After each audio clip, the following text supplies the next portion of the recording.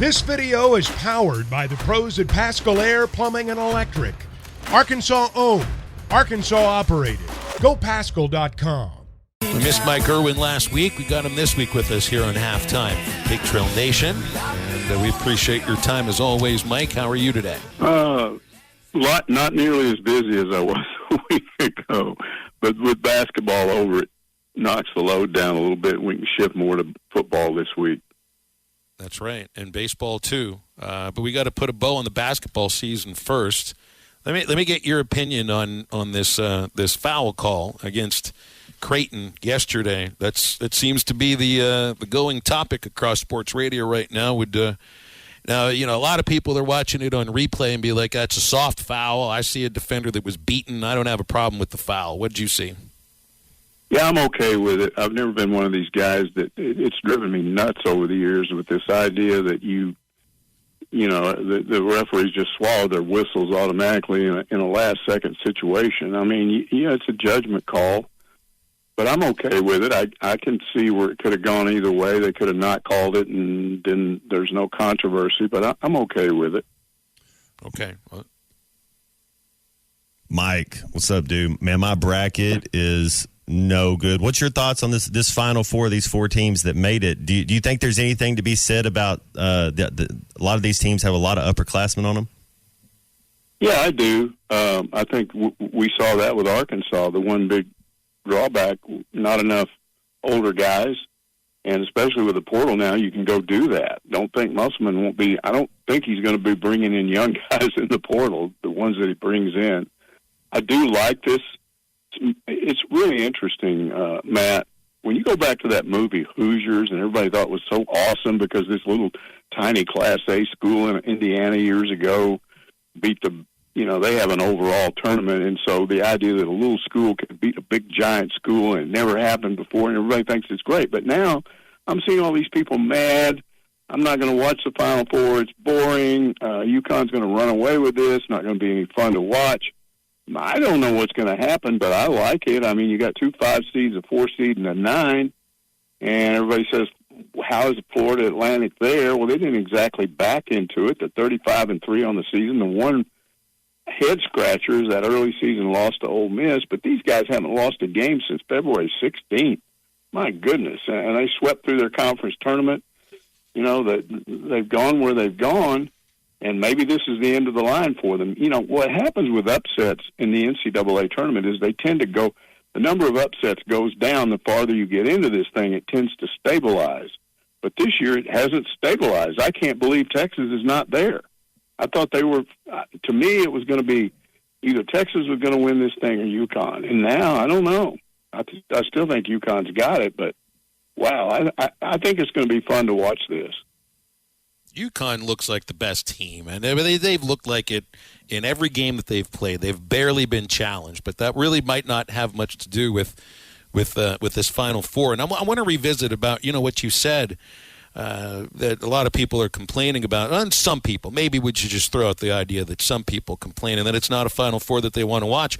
Are they just football fans? I mean, because This is the kind of thing that should be celebrated in college basketball. And I think in college basketball, you got to do away with the words Power 5 and just do away with the words Power Conference, because you got like 7 or 8 conferences, maybe even 9, that end up making noise in this tournament. This is not college football. Like I don't want to watch Florida Atlantic and Miami play a football game. That would bore me to tears. For basketball, man, this is a different thing. This is not college football.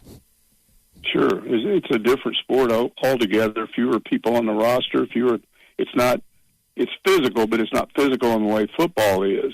You know, football is often so much defined with offensive lines, and you couldn't line a Florida Atlantic up with a team like Alabama and have any chance. It'd just be a total blowout because starting up front. But yeah, that's always been the allure of the NCAA basketball tournament. That's why they call it March Madness. It's just nutty, and it's that way every year, but more so this year. There were more teams that were pulling off upsets later in the thing. They tend to go down the farther you get, but that hasn't necessarily happened this year, and I like it. I was shocked. I didn't watch that game. I looked at the score, and I thought, well, Texas got this one, and then I thought they lost. What in the world happened there?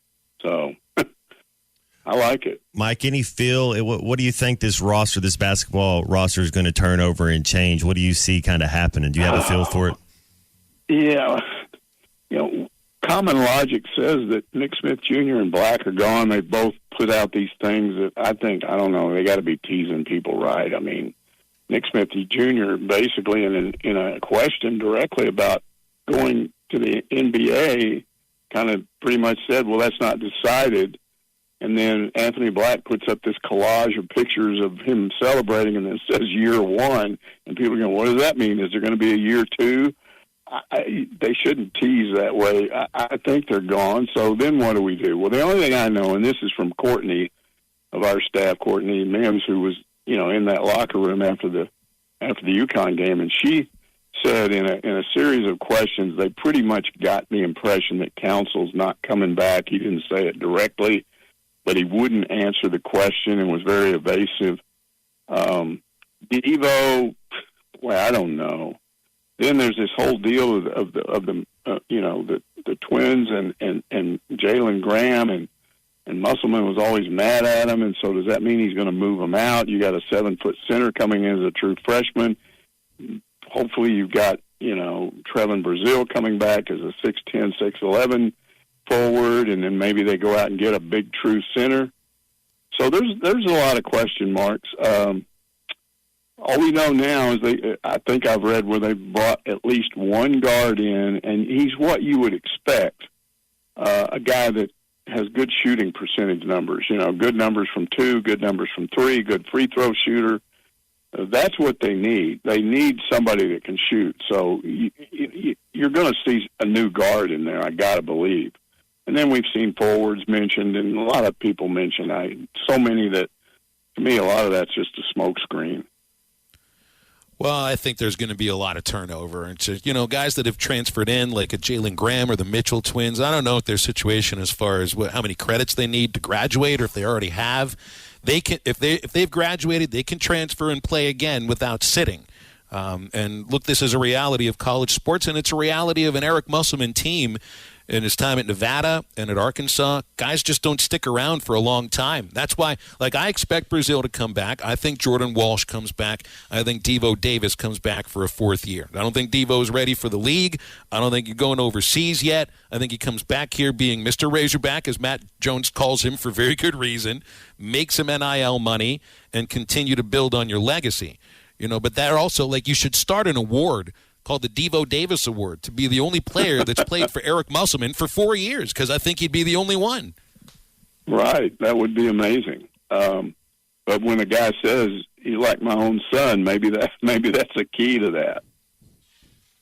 That's right. I mean, that has something to do with their relationship, and that's the same with parents. Is there anything love our parents. We get sick of them sometimes too. I mean, what's that, Matt? I was going to say, Muss is going to be a Razorback, right? He's still going to be the coach for the next couple. Is there anything with him going anywhere? Because we talk about all these players and all this turnover here, but Muss is still going to be our coach, right?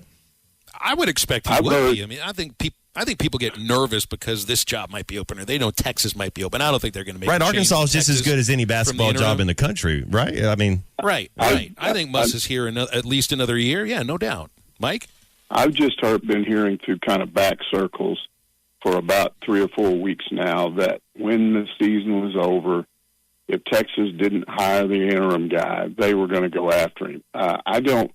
You say to yourself, what would keep them from hiring their interim coach? That he didn't make the Final Four? Maybe, I don't know. The people that I talk to say they're arrogant there, and that's not good enough for them. Suddenly, they think they can win a national championship in basketball. But I don't know that he'd want to go there, even if they are. I don't know. He's going to make some money. I think somebody's going to. He didn't get a raise last year, so he's due one this year. There's been nothing from him to indicate that he wants to be anywhere else. He just doesn't have a history of staying a long time in any given job. That doesn't mean he won't be here 5 or 6 years. But I don't have anything directly to indicate that he's leaving, but I wouldn't be shocked if somebody offered him and he considered it. Yeah, no, I like Coach Muss. I like what he does. I mean, you'd like to have a little more regular season success, but man, he kind of builds it up for the tournament, and his team. It seems like his players like him, just like what you said with him and Devo's relationship, and man, that goes a long ways. A lot of it is about relationships. Well, he's one of those coaches. I'm telling you, behind the scenes, the word is he is really, really tough on those he coaches guys. And them, tough on his and tough on his staff. And a lot of times players will reject that stuff. I mean, that's one of the things that I'm hearing about Counsell, that he kind of was taken aback by a lot of that. Wait a minute, I'm not used to this. But then you adjust to it, too. And especially at the end of the year, if you feel like you're a better player, that was always my experience in sports is, yeah, the coach is a mean guy. He also made you better. And why are you doing this? Are you doing this to somebody to tell you how good you already are? You don't get anywhere like that. So I think he's kind of old school in that respect, but he's new school in the terms of the way he uses social media, the whole high-profile nature of what he does. The other thing I'm hearing in the coaching profession, they don't like him, and they don't like him because of his ability to use social media and all the pulling the shirt off stuff. What a bunch of baloney. Are you serious? That bothers you as a coach, that he pulls his shirt off? He's you don't want to pull your shirt off, that's your issue, but not his. I mean, he doesn't have to do what you like. I think the shirt thing's got a little bit of an air of being genuine, truthfully. I mean, he's just an emotional person. And I don't know how it happened the first time at Nevada, but then it becomes a thing, right? And you the back of your mind, it's sort of known as a thing. And when you're standing up in front of your fans after you've beaten the number one seed in your region, and there are fans that are taking their shirts off in front of you, I guess you would expect to do the same thing. Other coaches might view that as eyewash. It's not coaching. It's look at me sort of stuff. And they just don't know how to do it as good as Eric does, I think, when it comes down to it. It's not you got to be able to do things like that in some cases.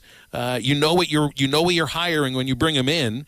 As long as you do your homework and talk to everybody you need to talk to, all that matters in the end are the wins and making a run in the NCAA tournament. That's what matters. Yeah, and it helps that you're in shape, that you can pull your shirt off. I wouldn't pull my shirt off in front of everybody.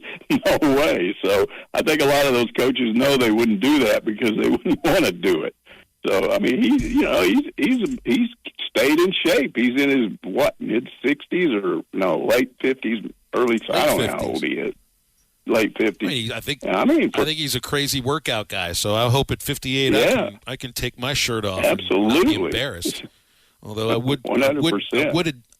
I would think everybody needs to have sunglasses on if I were to take my shirt off. Mike, appreciate you, man. Always on these Monday visits. Thank you very much. BetOnline remains your number one source for all your college basketball betting this season. Get analysis of every play, prop, and point at BetOnline. You'll find the latest odds, bracket contests, team matchups, and game trends at BetOnline. Updated odds for everything from live games right through the Final Four and the championship game. BetOnline is where your college basketball headquarters are this season. Head to the website today or use your mobile device to sign up and receive your 50% welcome bonus on your first deposit. Be sure to use our promo code BELIEVE to receive your bonus. That's BLEAV. BetOnline.ag, where the game starts.